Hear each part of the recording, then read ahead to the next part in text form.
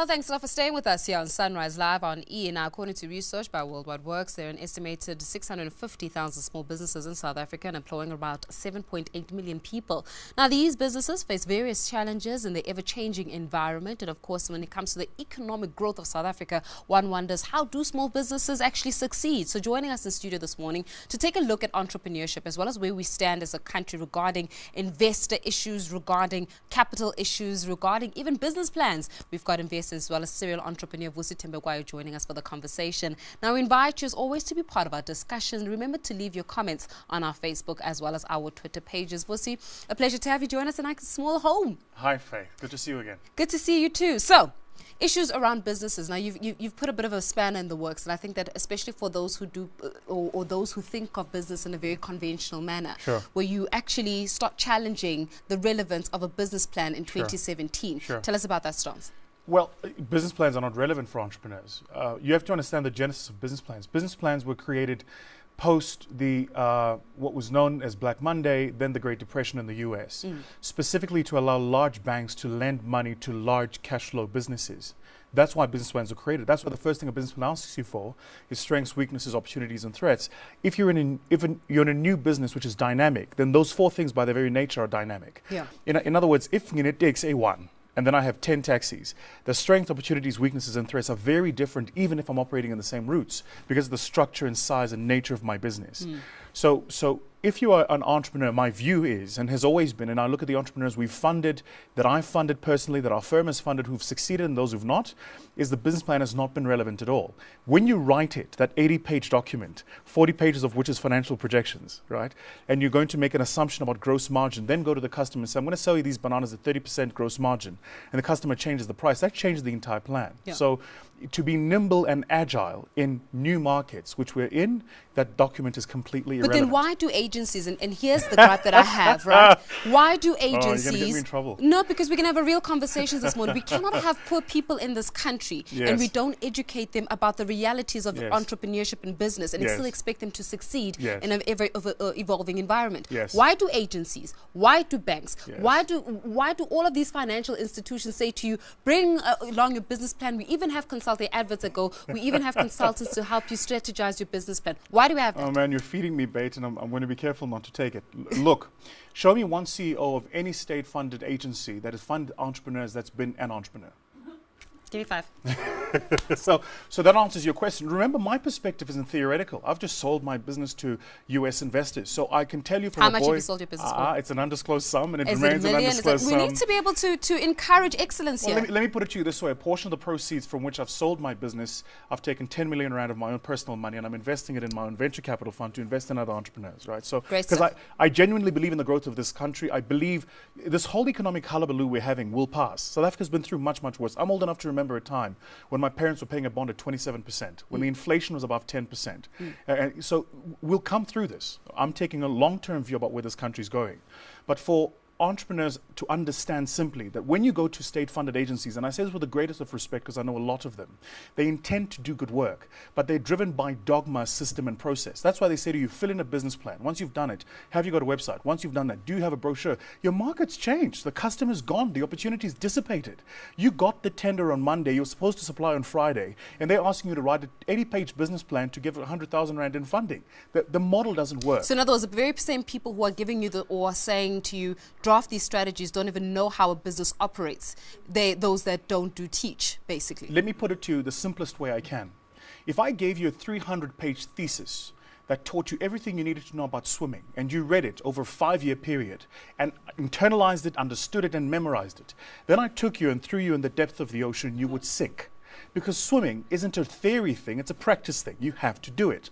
Entrepreneurship is exactly the same way. You have to be now tell in me, the where do practice we of start? it. So now entrepreneurs have got this, again, South African entrepreneurs especially, we're feeding them this sort of bait that they have to have capital. So that every time you have to have capital. The first thing you ask, and I see the Facebook messages as well, so we're going to go to the Facebook comments, is how do I get funding? How do we start changing that mindset? Where should our mindset be, first of all, when it comes to funding? I'm very public on this, and I've taken a lot of criticism on social media for it, but my view is if you need funding to be an entrepreneur, odds are you're not an entrepreneur. Entrepreneurs make it work. When I started, I did one thing to pay for the other thing, to pay for the other thing, so that I could do eventually the thing I want to do. Denzel Washington says, you do what you have to do so you can do what you want to do. Yeah. If you need money to start, don't start. Because there are going to be times in your business when there's nobody there to give you money. I remember days when I used to have people in my office. Every month end, I wouldn't have money to pay salaries. Yet I would get on the phone and I would still trade in the business. And then I would phone my suppliers and say, look, I don't have money to pay you, but I still need you to supply me what you need to supply me with. So it's important for entrepreneurs to know that money is an important growth factor. When you need to move from 1 to 10, you need money. But to go from 0 to 1, you don't. Okay, great. I'm going to take some comments here on Facebook because I've been given these comments and starting again. One, Tashaba saying that what are the various methods of sourcing funding, particularly for property development, start off with no previous financial record. They say the NEF is broke while IDC no longer funds the property market. Banks require financial records from a startup. Again, they require financial records, but you're a startup. You're going into, how are you even supposed to win this? I think with respect that the person who's posted that comment doesn't understand, and I'll make the statement again. If you want to own a chicken farm, you first start by selling eggs. If he wants to be a property developer, he should probably start by getting properties that are available, renting them out, generating a financial track record, generating cash flows, proving he can run a business, learning mistakes, owning 3, 4, maybe 5 flats. Then he can build an apartment building with 60 flats.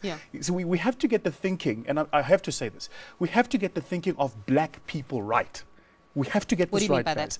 Well, F&B wasn't built overnight. Neither was ABSA. So how do you think you're going to build a large business which employs thousands of people overnight and someone must give you capital? It doesn't work that way. Probably the single worst thing we did in this country's psyche when we did BE transactions is we took people that had no money, gave them access to 26% of companies built over hundreds of years and created instant wealth. So now everybody wants instant wealth because nobody understands the practical tools of actually 100%. Building those organizations. You come into my business, I can tell you every single moving part because I built it. I can tell you the IT, the infrastructure, the operations, the HR, the marketing, the finance, the working capital cycles. I built it. Nobody came and it was just there. I built it from scratch. And it's important for, especially, and I'm passionate about saying this to black people specifically, we have to start where we are. We have to start where we are and build with the small steps. Okay, great. So we've spoken about how perhaps the redundancy of our business plans. We've looked at how we need to start changing our mindset. So now I'm going to ask you the question of where do I start? Be practical with me, okay? So let's use the person that has got a property company, for example. We've got property there. You want to get into the property market. You don't have capital. You are a startup. How do I start? My business plan is redundant, as you mentioned. My mindset is clearly messed up a little bit. How do I start and how do I get the formula right? With your permission, let me use a different example. Yesterday, we got an approach from a young lady who was looking to raise 5 million rand to buy a chicken farm. And the chicken farm she wants to buy is run and owned by white people who want to leave for whatever reason. And she's saying, I want to buy the chicken farm. So I went back to her and I said, what proof have you got of the financial track record of that business? 1, 2, and have you ever run a farm of any type? The answer was no. So this is what I said to her. I said to her, I will give you 50,000 rand to go and buy eggs at a Pick n Pay. Just go to Pick n Pay and buy some eggs. Take those eggs and find people standing in street corners and sell those eggs at a batch of half a dozen each. That's 6 each. So at a batch of half a dozen each, you can probably take that 50,000, turn it into 75. You will do this cycle iteratively until you move it from 50,000 rand to 500,000. Once you've proven to me you can retail eggs, then I might think about getting you into a supply relationship with somebody who creates the eggs so you can buy at a lower cost and keep retailing. Let's start you first on the front end. Once you've gotten to 1, maybe 2 million retailing eggs, knowing who the customers are that buy the eggs, then I might think about buying you a chicken farm, because by the time you have the chickens and they give you the eggs, you now understand how the entire cycle works. But I'm not going to give you 3 million rand to buy a farm and buildings and put eggs in it and chickens and then sit and wait for some miracle to happen. And then what about people that are watching the show right now and thinking, no, but why are you not doing this? It's all about radical economic transformation. What's your stance on that? Radical economic... Radical I feel like I just started you on something. Radical economic transformation starts in the mind. Why do you think there is no country in the world where Jewish people are poor? You think that's by mistake? Just think about that logically. Why do you think even in our own communities, Indians specifically, Asian Indians who are Muslim, are phenomenal business people? You think that's by mistake? No, it's because the grandfather started with a dry cleaner. When the grandfather passed, he left the dry cleaner to the father, who created a fast food and the dry cleaner. The father leaves the fast food and the dry cleaner with the son, who then creates a hardware store. By the time you go to the township, they've got the entire block and they run it. We have to start as black people by understanding you're not going to get a Range Rover tomorrow. Start where you are, Do what you have to do so you can do what you want to do. And let's celebrate each other's success. And I mean real successes. Not the stuff that comes out of the paper, so-and-so's bought this car, so-and-so's at this event. No.